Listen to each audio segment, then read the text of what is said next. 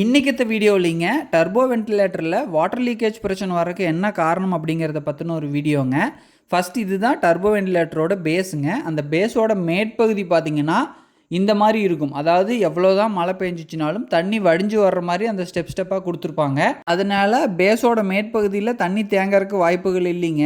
அதே பேஸோட அடிப்பகுதியில் பார்த்திங்கன்னா அந்த ரவுண்டு டயாவோட ஒட்டியே அந்த ரிப்போட ஸ்டெப் இருக்குங்க. இதில் அந்த ரவுண்டு டயாவுக்கும் அந்த ரிப்புக்கும் இடையில கேப்பே இருக்காதுங்க. சப்போஸ் இந்த பேஸை அப்படியே திருப்பி மாட்டிட்டாங்கன்னா மழை பெய்யும் போது 2 ரிப்புக்கு இடையில தண்ணி தேங்க ஆரம்பிச்சிருங்க. அப்படி தேங்குற தண்ணி ஓவர்ஃப்ளோ ஆகி ஷெட்டில் நம்ம ஷெட்டோட அடிப்பகுதியில் லீக்கேஜ் வர ஆரம்பிச்சிடும்.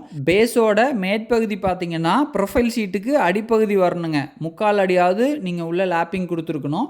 ஸோ அப்படி கொடுக்கும்போது எவ்வளோதான் தண்ணி ப்ரொஃபைல் சீட் வழியாக வந்ததுனாலும் அப்படியே கீழே வடிஞ்சு வர்ற மாதிரி இருக்கும். பாட்டம் சைடு பார்த்திங்கன்னா பேஸ் வந்து மேலே இருக்கும்.